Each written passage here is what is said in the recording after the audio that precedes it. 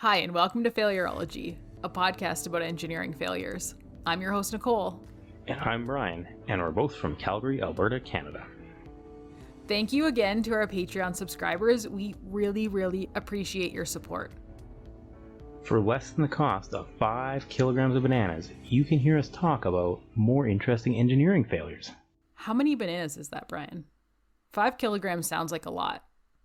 It's got to be at least one. I actually looked up prices for bunches of bananas today. So I was trying to figure out how many bananas you need to buy, to trade out for a Patreon. And I settled on 5 kilograms. So right now we got some inflation going on. So by the time this episode comes out or people listen to it in the future, I wanted to make sure that our Patreon was still cheaper than 5 kilograms of bananas. So for those of you who aren't experienced in bananas to dollar conversion, our Patreon is $5 Canadian a month. Which is less than the cost of 5 kilograms of bananas. Sure is.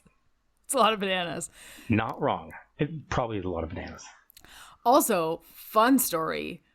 We just recorded this whole episode, and then we had a technical issue, and now we're recording it again. The technical issue was solely my fault. And then when we were getting to record it again, I knocked my entire jug of water onto my lap. Yeah, Brian's a real hot mess right now. So wish us luck. Nicole, I'm gonna go with just a mess. I was like, most days solid 4. Let's not get ahead of ourselves here. 4 out of what? Clearly I have the coordination of a gazelle. No, not a gazelle. What are the clumsy ones? Giraffes. Giraffes are clumsy. Gazelles, I feel, are not clumsy. So to be fair to Brian, when I first started the podcast, like on my own, I would record episodes sometimes 3 or 4 times before I'd be happy with them. And it was a really stressful experience at first. I've definitely come a long way since then. And when Brian joined the show, the first few episodes we recorded at least twice for I would say the first 4 or 5 of them for sure. And then we've gotten a lot more comfortable. We figured out kind of, our system. And so for the last little while, we've only recorded them once, which has been nice and time efficient, but this one we're going to visit again, which I'm really okay with. All because somebody forgot to click the record button. Yeah. The first run through was great, so we're hoping for good things on the second. Also, the episode's about Kowloon Walled City, which is a really cool story. So I don't hate talking about it a second time. I really like this story, so I'm really excited. We're going to get to Kowloon Walled City. But first, we're going to talk about some engineering news. Right. So this week in engineering news, we've got new wearable armbands that improve the dexterity of artificial hands. They help users with prosthetic hands to control grip forces applied to 2 different objects simultaneously. So currently, right now, users can only control one grasp function at a time, even though the artificial hands are capable of providing different control to all 5 fingers. This research comes from Florida Atlantic University's College of Engineering and Computer Science and College of Science. They designed a new wearable soft robotic armband which conveys artificial sensations to the artificial hand user using electromyogram control, or EMG. The results from tests so far showed multiple channels of feedback that allowed the wearer to grasp and transport 2 objects at the same time without breaking or dropping them, even with their eyes closed, which is pretty cool. That is really cool. So I'm envisioning that if you were a former trumpet player that lost the use of their hands, it's like this would allow you to play the trumpet again. Yeah, well, I mean, you would have lost your hand because this is for artificial hands. But of all the choices, trumpet's certainly an interesting one. I wasn't expecting Nicole, that. Nicole, this is a family-friendly show. I'm not talking about that either. Pianos. Banana peeling, potentially. Handshaking. There's lots of other things. Trumpets. Or trumpet playing. Yes, it's definitely relevant. It's one of the many possibilities. And that was the first thing that I thought of, so that's what I said. Also, if you're driving in your car and you're listening to our podcast with your kids, great on you. I hope they learned some engineering things. And that's why we try to keep it mostly PG. Yeah, we don't even swear. I swear a lot, but I don't swear on the show. Me too. I cursed when I spilt all the water in my lap. It was really funny because I couldn't see what happened, so I just hear him yelling in the background.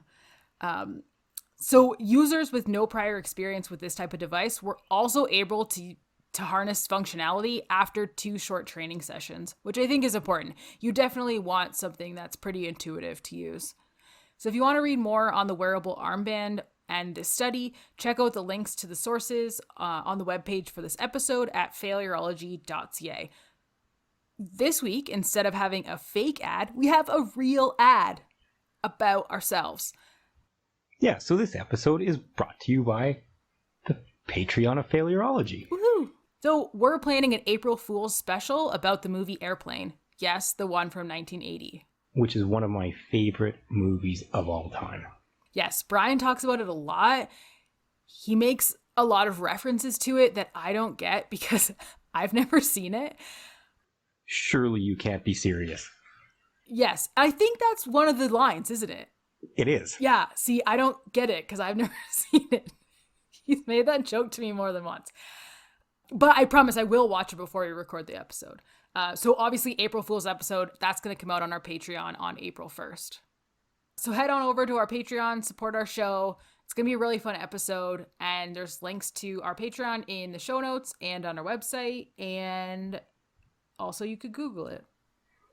Speaking of airplanes, Brian, did you see the new Netflix documentary on the 737 MAX? I did not see that documentary yet. I've seen the previews for it. I've had a couple people mention that I should watch it, but I have not actually seen the documentary. I just watched it. I thought it was really interesting. It's called Downfall, The Case Against Boeing. Again, on Netflix, or at least on Canadian Netflix. I know, hopefully you get it where you are. We do want to cover the 737 MAX on a future episode. We've just gotten distracted by some of the other cool airplane failures. And that's specifically the 737 MAX 8, because there's a number of other MAX series airplanes, but the MAX 8 is the one that started all of these issues. Exactly. See, this is why we have Brian here. He speaks airplane. I don't.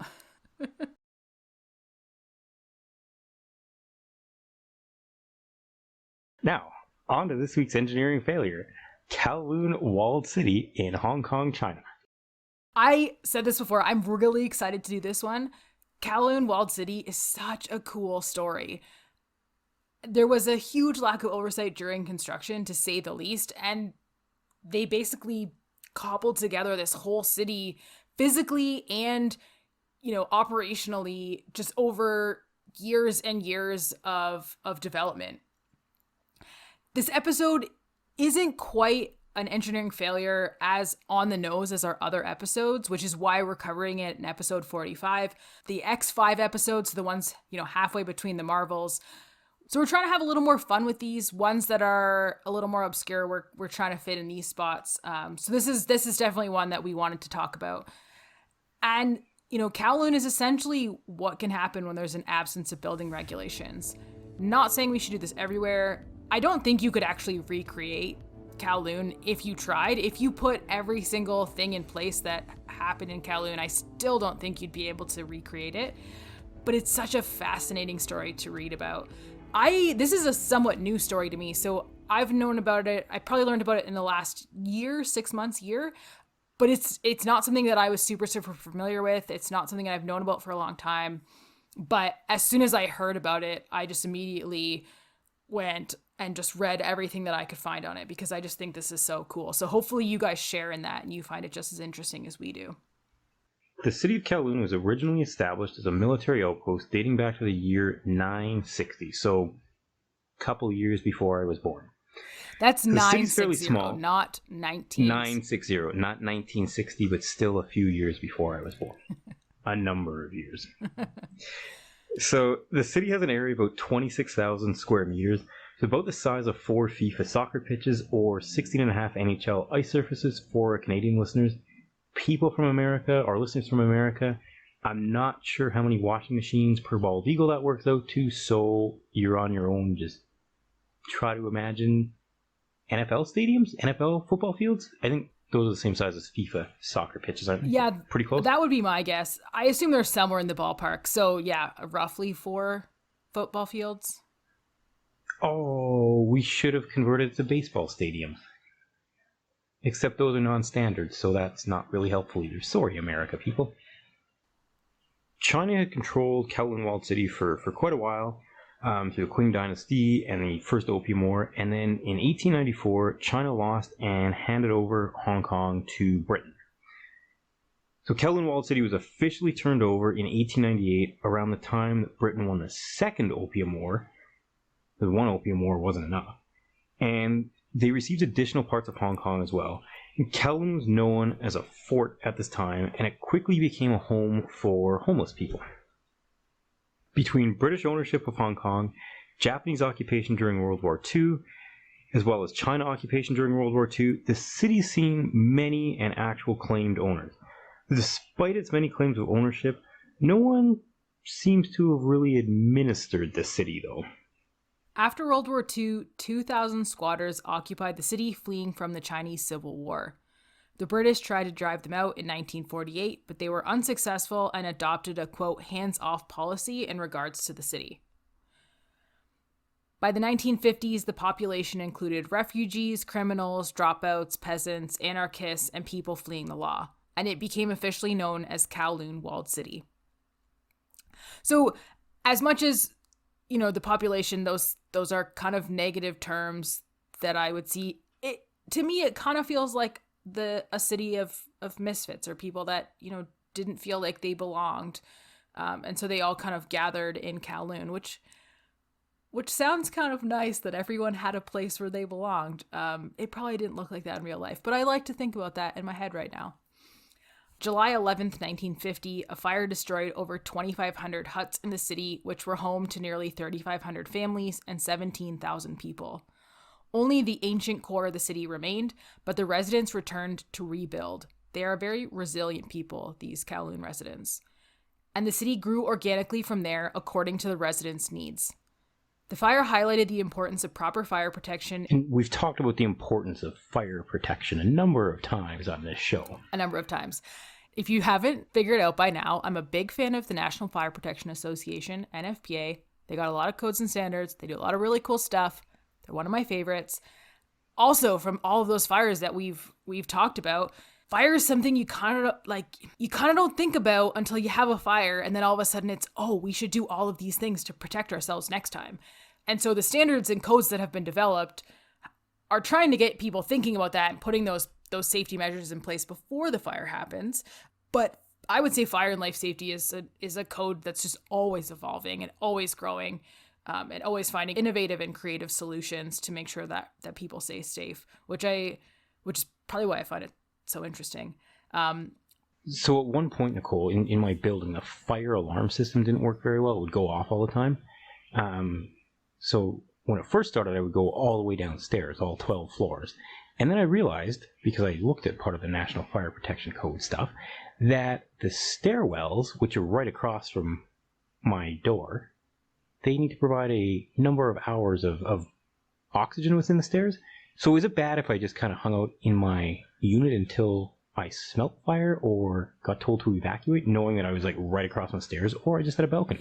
Yes, that's bad. I am not going to support telling people to shelter in place. That's a terrible idea. You should be exiting the building every time the fire alarm goes off, and I will not say otherwise. But I will also state that, yes, the stairwells are required to be rated. In a building like yours, they're probably a 2-hour rating, which means that the walls are constructed in such a way that they'll stay standing and are not penetrated by the fire for a minimum of 2 hours.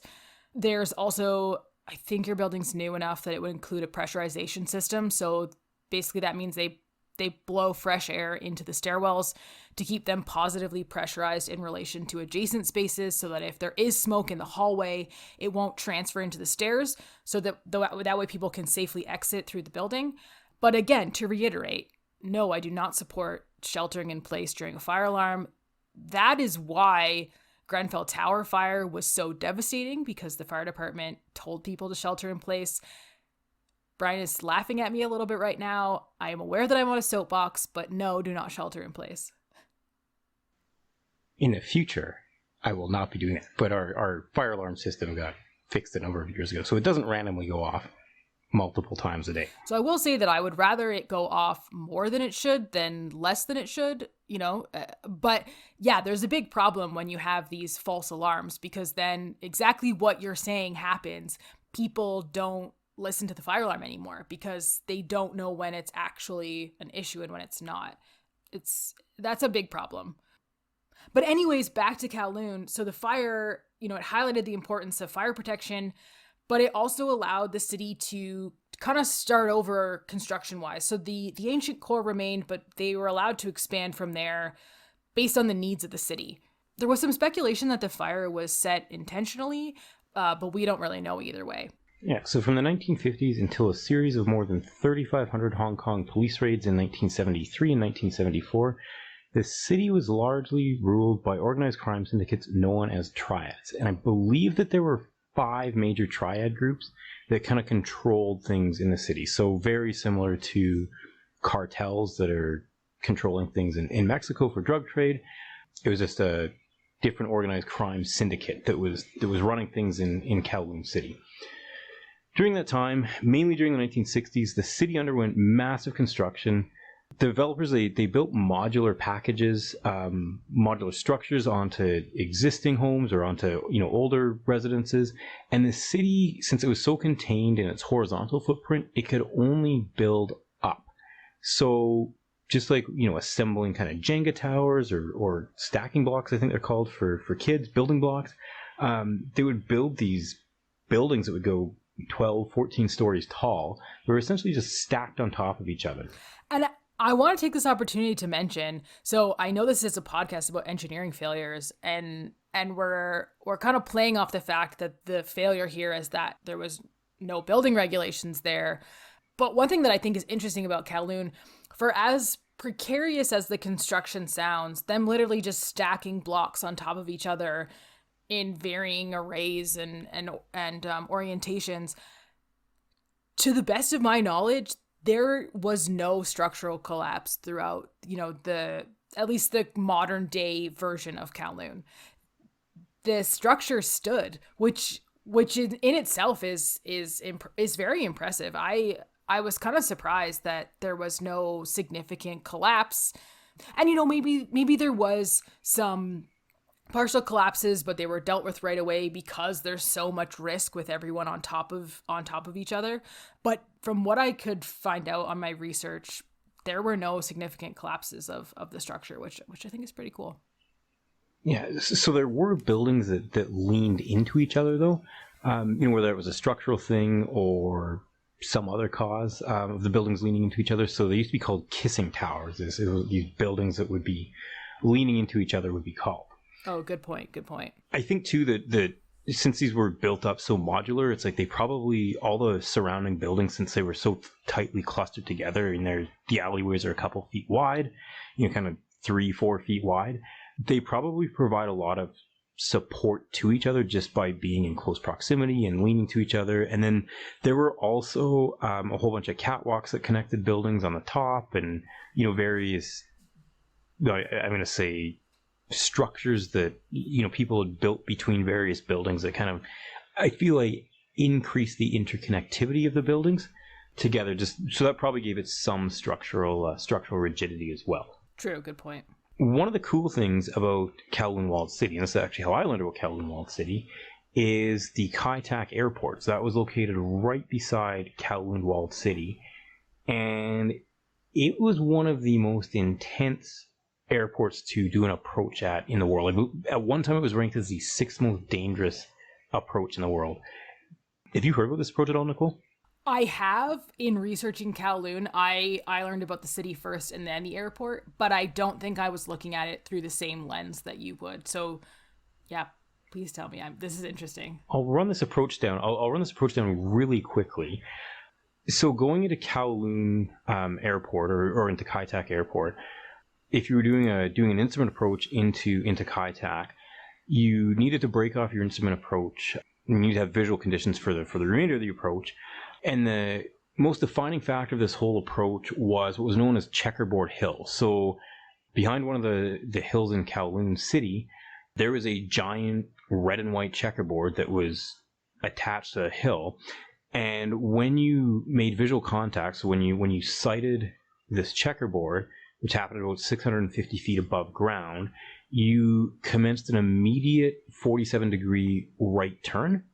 to basically intercept a course for short final. And you made it onto short final, so aligned with the runway at about 150 feet. So Kai Tak Airport was a major airport in the region.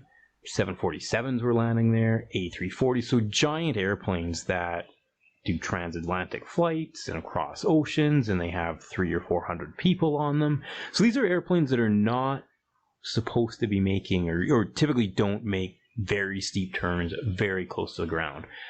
So this phenomenon, or not this phenomenon, but riding in the back, passengers not a big fan of this. So they would have what was known as Kai Tak heart attacks going in there. Your plane very close to the ground makes a very sharp right-hand turn. Not good for the people riding in the back. Yeah, that sounds pretty intense. And as intense as that sounds for a passenger, as a pilot, that'd be tricky because there's not a lot of wiggle room there for error. There is not a lot of wiggle room, but I'm willing to bet that people that flew into Kai Tak, once you were good at that approach, you probably really liked it, and it's the most amount of hand flying that they would do for any of these flights. A lot of the time when you're flying, the autopilot does a lot of systems management. You're doing a lot of monitoring of various things and changing things, but not a lot of like hands-on flying. But for Kai Tak, for this approach, 100% need to be hand flowing, which is good. I wonder too, do you think there was only specific pilots that were allowed to fly into Kai Tak? Oh, absolutely, yeah. So you'd have to go through quite a few simulator rides and approaches into Kai Tak. You would spend, flights with a training captain or somebody that was, certified to check you out going into Kai Tak. And really only the most experienced air crews would be flying into Kai Tak. It wouldn't be somebody that, had recently started working for an airline or somebody that was much lower time. These would be very, very experienced pilots that were flying into Kai Tak, and only pilots that had been approved by the company operating in there, and they've undergone substantial training to fly into Kai Tak. Yeah, it's a little bit different, but this reminds me of harbor pilots, which are not actually plane pilots, but they board ships and navigate them through different harbors. So Tampa Bay has one, and we talked about that in the Sunshine Skyway Bridge episode, because the harbor pilot drove the ship into the bridge during some pretty bad fog. And then I believe there was also a similar setup through the Panama Canal as well. Yeah, Panama Canal, and I feel like all the canals and lock systems and the harbors, like Nicole mentioned, they all have pilots that are very experienced navigating boats of all sizes through lock systems and canals and around harbors.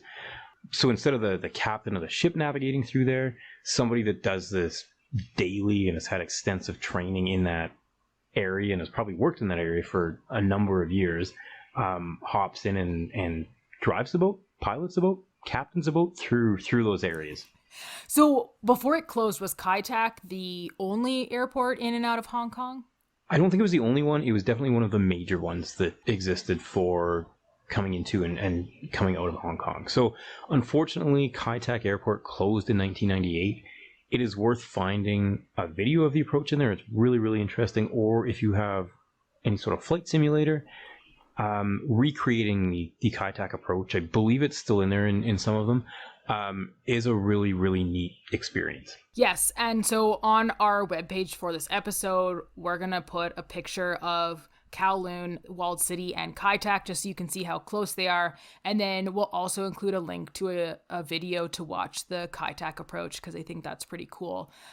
For those of you who haven't been to our website, for each episode, we have a different page, and on that page, you'll find pictures related to the failure. You'll find all of our sources for the engineering news and the failure itself, and you'll also find our episode summary with all of our show notes for that failure. So we talked about doing transcripts, and we did try to do transcripts for a few episodes, but they're just very labor intensive. And so we thought a good compromise would be to share our show notes that we're developing anyways as we're doing research. If you wanna see our notes, go check out our website, failurology.ca. So the show notes have all the information about the episode, none of the tangents, because we make most of that up on the fly, as you can tell. But it's got all the important information on there. Yes. And it takes way less time to do than transcribing entire episodes. Yes. So of course we want you to come and listen to our show and hear all of our fun train tangents and airplane tangents. But if you're short for time or you want a keyword search or maybe you're driving right now and we said something that was interesting and you don't know where in the episode it is, you can always go to our website and keyword search and find that bit of information. And then also, we try to put as much information in these episodes as we can, but some of these there's just way too much information. So we focus on the things we think are interesting. But if you go to our sources, you can usually find other things that maybe you find interesting that we just didn't have space to include. So you can definitely go check out the sources if you want to read more on a specific topic. Speaking of interesting, we should get back to talking about Kowloon Walled City. Yes, we should. There were 8 municipal pipes that provided water to the entire city, although they could get more water from wells. So 8 pipes to me sounds like not very many pipes to provide for the density of the city and for the amount of people that are living in this city. Well, I'm just going to say we don't really know because we don't know what size those pipes were or how they were distributed. 8 doesn't sound too crazy depending on the level of fire protection. So usually high-rise tower probably they usually have dual service, but that's for redundancy, but you can feed a whole high-rise with like a 6-inch or an 8-inch pipe depending on how many units. So 8 separate pipes, if they were a decent size, isn't impossible. But who knows what the distribution looks like, especially with them adding on to each other one at a time. It's very possible that the pipes, at the bottom were too small to really properly feed the pipes at the top. I'm guessing, just based off the pictures, the distribution network looked like spaghetti. That's true, yeah. There's definitely a chaotic network of pipes and wires throughout Kowloon. And TV antennas and walkways and alleyways and staircases. There's a lot of chaos that's happening in this city. So the upper levels of Kowloon City, they did have a network of stairs and passageways like Nicole mentioned, and you could actually travel from the south part of the city to the north part of the city without touching the ground. I assume you can also travel from the north part of the city to the south part of the city without touching the ground. So you could get around the entire city basically on the roofs and walking along catwalks, and you wouldn't even have to go down to the street level, which is actually probably ideal in this case because the alleyways and the streets were so narrow that a lot of the time that light didn't get down all the way to the street level. Brian, have you ever played the lava game? I have played the lava game. In fact, I played the lava game 3 weeks ago. Ooh, fun. So that's what this reminds me of. Not the same at all, but it kind of reminds me of the lava game, which for those of you, if you've never played it, it seems pretty popular in Canada though, because I know a lot of people that have played it as a kid. You essentially have to use blankets and pillows and such, and you have to find pathways across your living room or your house without touching the actual flooring, because the floor is made of lava. Which is lava. Yeah. So that's kind of what this reminds me of. It's not the same, but that's what I'm thinking in my head, which is kind of fun. One of the other interesting things when I was reading about Kowloon Walled City, for all of the people and the density that exists in the city, there was one person that delivered all of the mail to all the residents and businesses in Kowloon City. There were only 2 elevators in the entire city. So this person is walking up and down a lot of stairs because there's 10,700 households, 33,000 residents, 8,500 premises. So that's a lot of walking in a day. And it's possibly dark if he's got to go down to ground level. I'm assuming not that this is not a challenge, but I'm assuming that this post person, this is their only route. And I'm also assuming that it's the same person every time. So that person probably knows the city really well. But fun thought, what if that person takes a vacation and someone has to fill in and they're like, oh my God, how do they do this? That would be a fun experience for them. I think mail probably just didn't get delivered if this person went on vacation. Well, I wonder too, the process for delivery, because I don't think they're going to each individual person. There's probably main drop points that they have to bring the mail to, and then the residents kind of distribute it from there, would be my guess. I don't really know though. Yeah, I'm not sure how that would work. I don't even know how the addressing would work in a place like Kowloon City, since there was no overseeing committee or planning commission. I assume that there was no legal way to subdivide premises, so it would be very chaotic numbering system, and this is back in at a time where things like Google Maps didn't exist. So you would have to know the entire city, I think, just in your memory or by landmark, know where things are, which is really daunting. Yeah, for sure. So among the businesses that took place within Kowloon City were unlicensed doctors or dentists, because they could operate without prosecution. And there were also several small factories. Everything from fish balls to golf balls were produced within Kowloon. In 1962, Britain said they would demolish the city in 1 year, but then China said they couldn't interfere. So what had happened was Britain and China were arguing over Hong Kong, which, as you know, kind of went on for a while. It went back and forth, and Kowloon kind of got tossed around with it. And so one of the bargaining chips, Britain had written down on a piece of paper that Kowloon could belong to China. But they didn't really take it seriously. They thought, yeah, whatever. Sure, you can have it. But they never really intended to give it to them. But then when push came to shove, China said, no, you put it in writing. You said we could have Kowloon. We're taking Kowloon. It's ours. I feel like this is not the first time that this has happened to the British. Probably not. So when that happened, Britain said, fine, it's yours. At that point, it was under the ownership of China, but they didn't want to administer it. So it kind of became a diplomatic no man's land. And no one could really enforce laws within Kowloon Walled City, which is also really cool. And we're going to get into this later about a little bit more about how it was administered, because it wasn't done by any municipality or government, but there was still some rules and oversight. But we'll get into that a little bit later. So as you can imagine, the city was really, really cramped as more and more people were arriving. More and more refugees from China and Hong Kong citizens moved to Kowloon during the 1973 stock market crash. Even though no one oversaw the rules within it, Britain did prevent it from growing out horizontally, as Brian had mentioned, so their footprint couldn't get any larger, but they could go up. So as the rest of Hong Kong grew taller, so did Kowloon. By the 1980s, it was 14 stories tall. The average block was about 30 square meters, apartments balanced precariously on top of one another, but there was some 10 square meter apartments mixed in there as well, which is smaller than a one-bedroom in North America. And 3 or 4 generations of people would live in these apartments, including the family business. So, as you can imagine, Kowloon City is very, very densely populated. There's a lot of people and not a lot of space. As much as that sounds challenging to me as a fairly introverted person who likes my space, it seems like this worked for everybody in Kowloon. They found a way to make this work, and this was really a functioning society in and of itself, which I think, again, is really, really cool. So no labor laws were enforced within Kowloon Walled City, which led it to be a mecca for those that operated, let's say, under the law or without a license. So there were a lot of slaughterhouses, heroin dispensaries, other places of ill repute. And at one time, 80% of all the rice balls consumed in Hong Kong and the surrounding territory, they were prepared in Kowloon Walled City. Kowloon was fairly famous for its snacks. The noodles were said to be so good that Hong Kong residents would often go to Kowloon to eat them. That's saying a lot. That's saying a lot about how good the noodles are. Yeah, I mean, I really like noodles, so I kind of get it. I'm kind of jealous that Kowloon doesn't exist anymore because I also really like noodles. Yeah. I don't think it'd be worth an entire trip across the world to go eat noodles in Kowloon. But maybe if you were already in Hong Kong. Oh, if I was in Hong Kong and Kowloon existed, I would be going for noodles.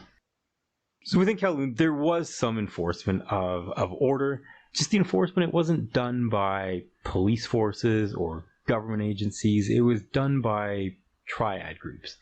And despite being involved in illegal activities, the triad groups, they also did some other fairly positive things. They organized waste collection, they recruited volunteer fire departments, they kept order in cramped alleys, they paid senior resident pensions. So even an old folks home was run by a triad group in one of the blocks. So little bit of good things, little bit of not so great things. So the most common illegal activity that happened in Kowloon City was the opium trade. There were opium dens everywhere, and there was easy access to heroin, which caused rampant addiction issues within Kowloon City. But there was a functioning society here. They did have kindergartens, they had schools, they had libraries, they had temples, they had doctors' offices, they had dentist's office. So all the things that we think about for a normal society, those all existed within Kowloon Walled City. And this all grew without any sort of central planning, which I think is really neat. So yeah, all of this has just developed organically as people see fit. In the 1980s, a resident tried to map the city, and it took him 6 years to do so. I haven't really had any luck tracking down how he did it or what that map looked like. I'm definitely going to keep searching. That'd be a really interesting project, very challenging and time consuming. I don't even think the elevations of each block kind of match the ones next to it necessarily. I think everything's kind of mismatched, so I don't really know how you'd even map that, but definitely an interesting project. So speaking of density, so just as a comparison for population density, so New York City has a density of 27,000 people per square kilometer, and Kowloon had the equivalent of 1.2 million people per square kilometer. So it's multitudes more dense than New York City, and New York City is a pretty densely populated area. So that's just kind of what you're looking at here as far as how many people were inside the city. That said, I do want to say, Kowloon is much, much smaller than New York. The footprint was not very large. It didn't have 1.2 billion people in it. It had somewhere close to about 50,000 at the time of demolition. But it still had a lot of people in a very tiny area. Like when you have 4 or 5 generations living in what's essentially a North American bedroom, that's a lot of people in a small area. Yes, definitely. So in the 1980s, the Hong Kong police started attempting to police inside Kowloon, but at that time they were really only able to keep people safe, and they couldn't really enforce any of the laws, which, I mean, at that point, I think that's all you can really hope for. Lawlessness seemed to be working for everyone, so I say leave them be. In 1986, the colonial governor of Hong Kong was aware that Britain's time in Hong Kong was coming to an end in 1997. And at 6 a.m. on January 14th, 1987, the residents of Kowloon learned of the plans to demolish the city. The housing department staff and police sealed off all 83 exits and registered as many people as they could inside the city. So it was about 20,000 at first, and they later revised it to almost 30,000 people across 8,800 buildings.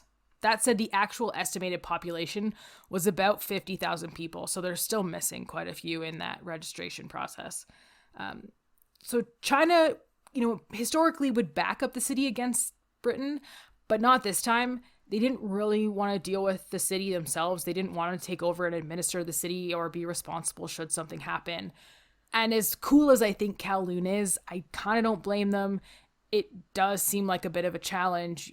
And so, I can't really blame them for not wanting to take on that responsibility. In an effort to get residents out, new homes and compensation packages were offered to residents and businesses. And by January 1991, 96% of the residents and 51% of businesses had agreed to leave Kowloon. By June 1992, the British tried to remove the last of the residents, and they were successful on July 1st, 1992, at 4:30 a.m. when the last family agreed to leave Kowloon. Demolition of the city began in March 1993 and lasted until April 1994, so a little bit over a year. I think a lot of that stems from the fact that there's populated areas around Kowloon, so they couldn't just demolish it. I think they had to be fairly systematic in how they took it apart, which I'm guessing is why it took them a little over a year.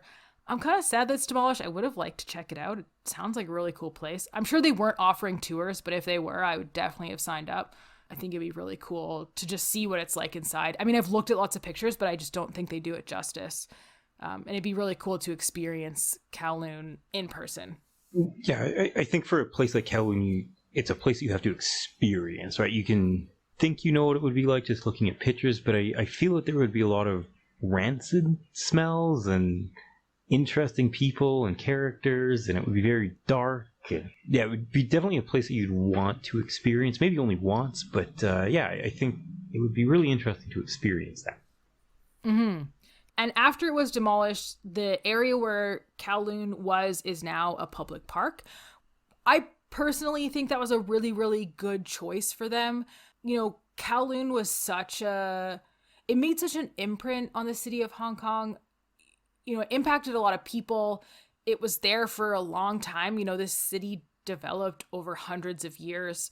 And so I think it could have been really easy for them to tear it down and put another development in its place. But I think that by putting a park there, it allows the people that, that Kowloon meant a lot to be able to go back and kind of reflect on what used to be there and their time there. And I'm imagining, people going to the park where Kowloon used to be and telling stories about, oh, one time I went there for noodles and I saw this or I saw that, or, oh, this person used to live there and I haven't seen them in a while. I wonder how they're doing and that kind of stuff. So I think replacing these types of projects or structures or developments with public spaces is really, really important so that everyone can still kind of enjoy that and reflect on what it used to be.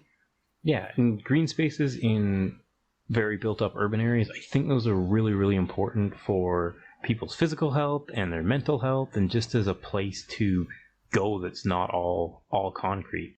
I know, like, when I've traveled to major cities, like New York with Central Park, that's one of the, in my opinion, one of the best features of New York. I really like a lot of other things in New York, but I also really, really like Central Park. And every time I go to New York, I'll probably spend about a day just walking through Central Park.